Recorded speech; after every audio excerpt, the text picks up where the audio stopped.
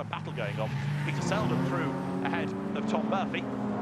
Then David Ball goes through with, in 15th place now, the Vento of Ken Lark, which again just doesn't exist according to the timekeepers. So that car is really in 15th place, and therefore the Alpha 33 is really in 16th place up in the back of the grid. With for this race, the car being driven by Tom Ibrahim. The original plan was to have a different number for each driver, but they've ended up with the same number, but it's one driver, one race, and that's why it was put to the back of this grid. Through Graham Hill Bend goes the Alfa Romeo now, sprinting along to Surtees. Now the gap between the leaders, 0.4 of a second that time as they went through. They're heading up now towards the Hairpin and Druids. What are they looking like in terms of traffic? Well, there are one or two cars ahead, but they're not going to be caught until maybe the start of the next lap. Colin Tester is on the back of Sam Clark once again. The Jaguar ahead of the Sierra there, going up towards Druids, but I don't think there's an opportunity for Colin to make a move at the hairpin. He tried the outside, but that didn't really work for him, so thinks about the inside. Coming down the hill, yes, almost able to get alongside the Jaguar there. You can see him thinking about it, and Sam Clark is going to go wide, I reckon, coming out of the corner, but he gets sideways, and when the car gets sideways, he occupies rather more of the road, so that means that Colin Tester has to back out of any move. I'm quite sure but how much of the road is going to be blocked by sideways XJS up towards McLaren. He looks to the inside there, and now, of course, Colin Tester is being caught again by Dean Spur in the Rover 220. The leaders have gone by, and now having to work his way through traffic is Andrew Busby. The car that he needs to get through there is Elliot Dunmore's Mark II Golf GTI. He got one of the Mark 1 and Mark II variety, and he has been delayed, Andrew Busby, and that means that John Wilcox is right on his tail as they go through the hairpin. So now battle is joined for the race lead as they come out of the hairpin down towards Graham Hill Bend, and John Wilcox looking like he brakes a bit later there, so he gets himself nearer to the immaculate M3 of Andrew Busby. They head along Cooper Straight for the 12th time, so 10 laps to go approx in the remaining 9 minutes. Stacey Vickers trying to come back at Wayne Howlett, but having been right with it for lap after lap, he lost time and he's struggling to get back onto terms. Again, it might be a legacy of the clutch problem that he's having. The car is sideways, inevitably, because that's how Stacey drives it. Great shot there, and he came through clearways into Clark Curve with the RX-7 and getting all sideways. And as he comes now up over the line, 4th place is going to be his reward. In 5th place, Roger Kneebone goes through. And that's quite a gap, isn't it, before Sam Clark. And then Colin Tester comes through. The Renault 5 Turbo is off at the bottom of Paddock Hill. I think he's pulled off rather than spun off, but Oliver Davis is a retirement. But Sam Clark goes a bit deep into Paddock. Colin Tester thinks about making a move, but as they go up towards Druids now, he still can't really quite get the run on him. Those cars comparable in terms of performance, and you've got the big Jaguar against the car with a bit of turbo lag. Sam Clark once again is sideways as he comes out of the hairpin then now, and so that blocks the road for Colin Tester. It takes Sam a little bit of time to get the car in a straight line and then accelerates, and it takes Colin Tester a bit of time to get over the turbo lag, so they're very, very evenly matched, those two. They're very different regions. The leaders come through at the end of 13 laps, 8 minutes and counting, still to go. Past the pits now, Busby, Wilcox, and the gap was 0.6. It's now half a second.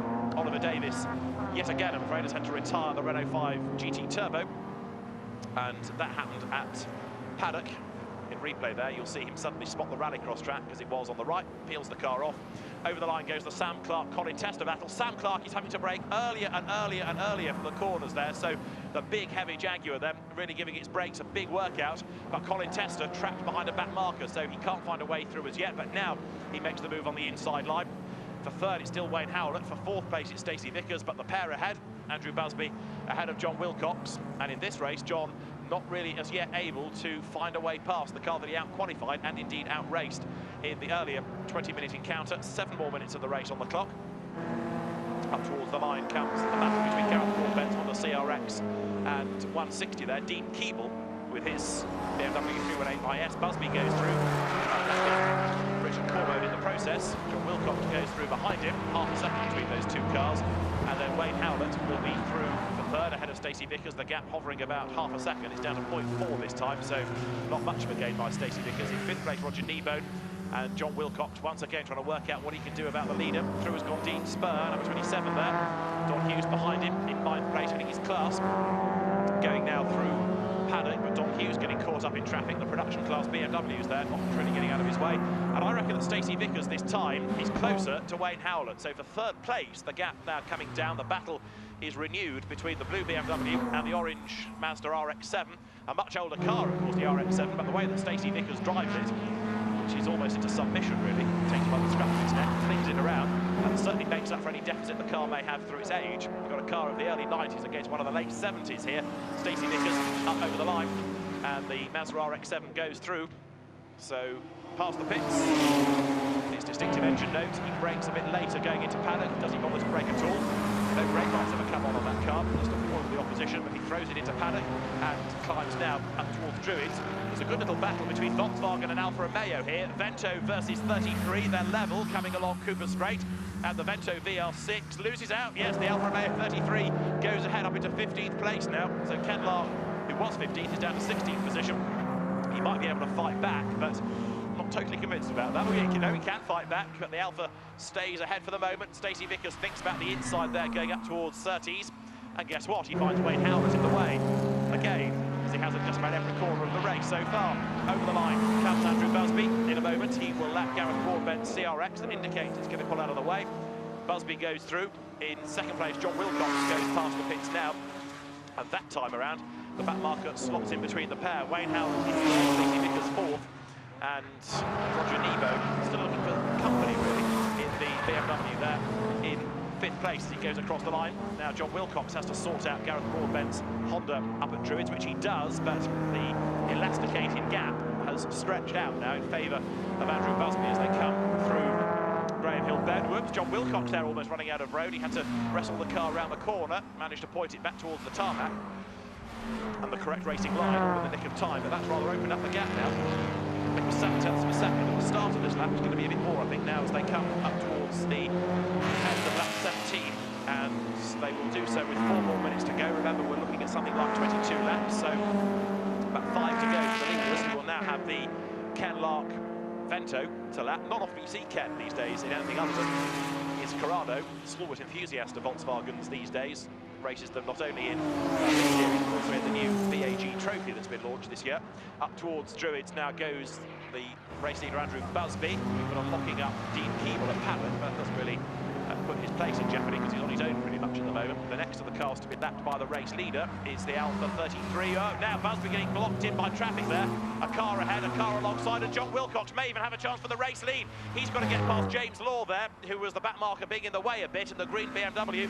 Andrew Busby gets past the BM, gets past Tom Ibrahim in the Alfa as well, so John Wilcox briefly given a lifeline. He's going to be a bit nearer, or is he? The Alfa is not helping now because John has to go around the outside of Tom Ibrahim, who was doing his best to keep out of the way, but John Wilcox encountered him just at the wrong moment there. So the net result for all of that is, I think, that you'll find the gap is down a little, but not significantly. Over the line goes Busby, 1.2 becomes 9 tenths of a second.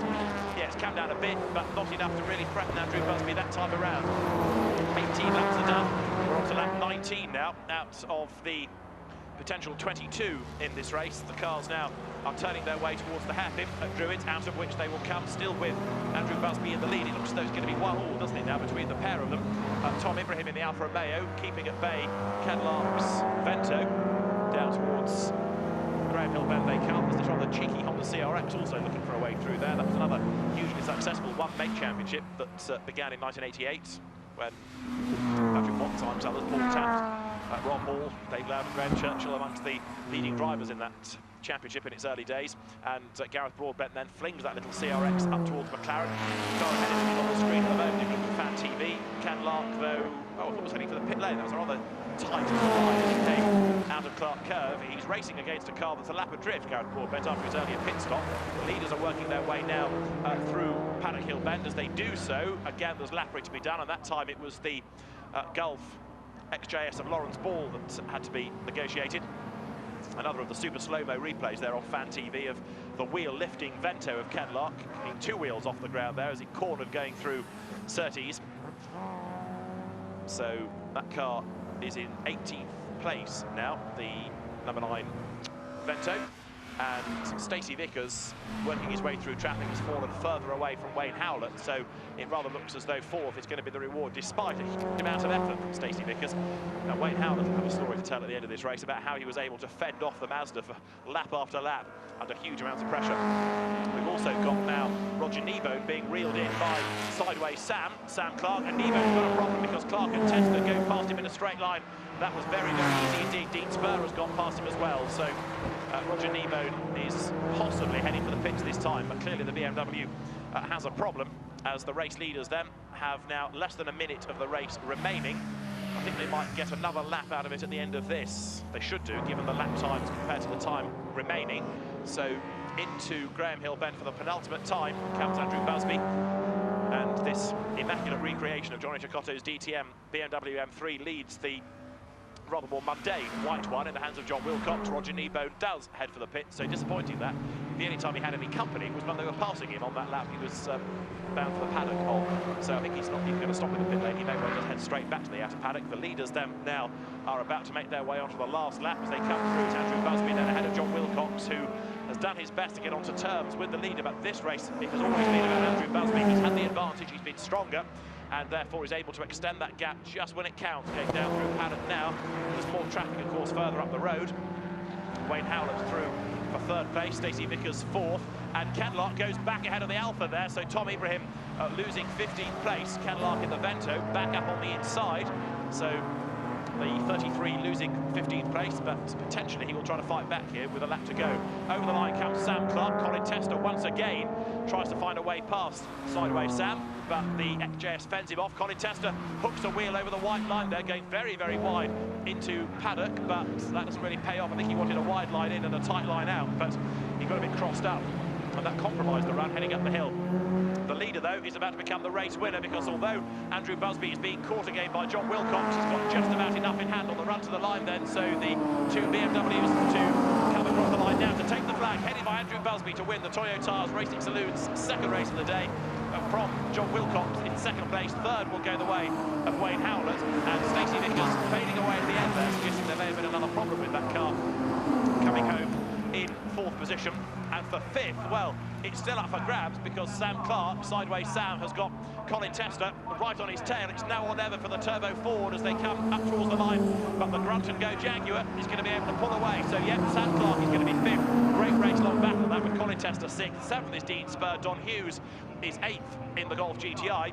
And then for ninth place, it will be a headline flashing Rob Sadler in number 28. And to round out the top 10, 108, Peter Selden, despite being bogged down at the start. So a very good recovery drive up through the field by Peter Selden. But it's a race won then by Andrew Busby.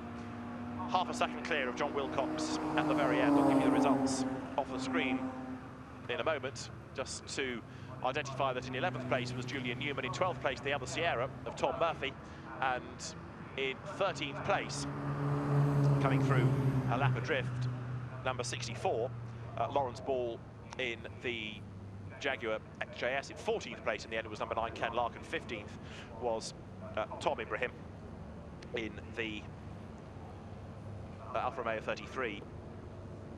So the drivers will go to the winner's car in a moment. The way they cross the line, first number 33 then, Andrew Busby. In second place, number 100, John Wilcox. And third, 85, Wayne Howlett. In fourth place was 35, Stacey Vickers. Fifth was 126, Sam Clark. In sixth place was number 120, Colin Tester. Seventh, we had 27, Dean Spur. And eighth, 48, Don Hughes. Ninth was 28, Rob Sadler. And 10th, number 108, Peter Selden. I can't give you the rest of the information yet because it's not been published, but what I can give you is the Formula Ford result for page 53. Third, number 3, Josh Hill. Fourth, 88, Rodier DeWitt. Fifth was number 21, Jersey Newgarden. In sixth place, number 17, Leroy Stewart. Seventh, number 99, Lucy Palmer. In eighth place, number 5, Javier Gabriel. Ninth, number 30, Josh Benson. And 10th, number 12, Daniel Eriksson. The winner's time there was 18 minutes, 32.505 seconds. 32.505 seconds. The gap on the flag, 0.131 per second. That's all. 1:21 after 20 laps, two safety car periods, and 124.843. Clear race. 8 kilometres per hour. The best lap of the race was 3, Josh Hill. The time 48.338 seconds. 48.338 seconds. An average of 143.6 on AMA. 66 kilometres per hour. So racing for the day. We've still got the lap of honour and the podium to come, Bo. Yes, don't go everybody, just stay behind to show your appreciation of an excellent way to end what's been a great weekend's racing. And John Wilcox as you'd expect, congratulating Andrew Busby on the turning of the tables on that occasion. So come on, guys, up onto the winner's car, please. And Wayne Howlett will join us again. So Wayne, fending off all that Stacey Vickers could throw at him, takes third place. And well done, Wayne, back on the podium. So off we go. And this time, if I may, John, we'll talk to Andrew first, because you did it, Andrew. Well done. Thank you very much.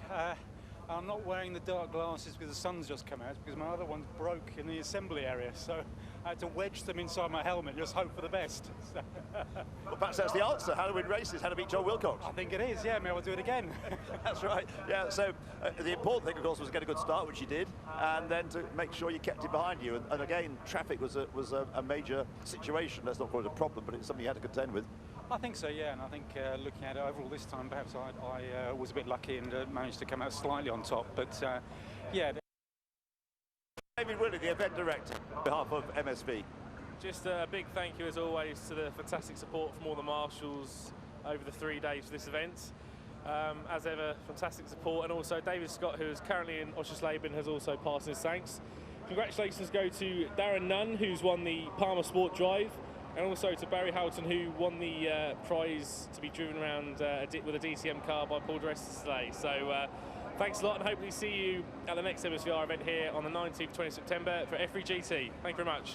Thanks very much, David. So David's been working very hard. I've hardly seen him. It's the least I've seen of him at MSV event. So, right, he's congratulating all the drivers, but we have our presenters now, plural, so we don't get to see who was at fault for not being here last time. Right, in the order 1, 2, 3, so the winner, Andrew Busby, onto the top of the podium of the Toyo Tyres Saloon race. In second place, John Wilcox. Number 2, John, is there, right, and in third place, Wayne Howlett.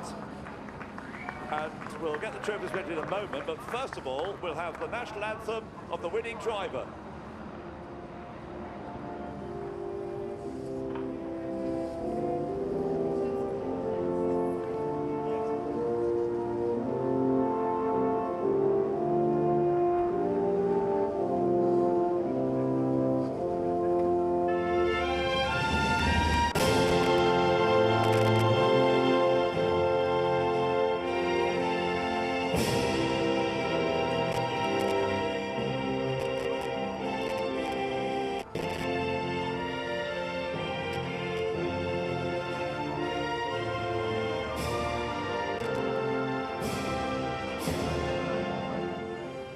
Right, we don't get any more than that, the basic anthem. Right, so Chelsea is going to be the first presenter to the winner, to Andrew Busby.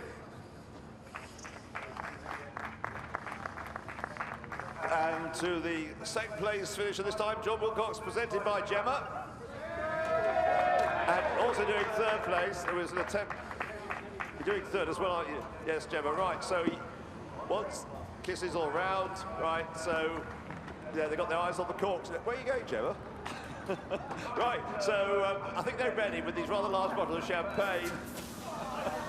Oh dear, I was a bit slow getting out of the way there, Gemma. I am so sorry. But Gemma was meant to be here for the previous podium. And there you are, you've had a taste of the champagne. Right, so how are you doing, guys? Have you finished? You've got something to take back to the panel, to the sponsors. Another picture, yeah. Can you all three of you on the top of the podium? Right.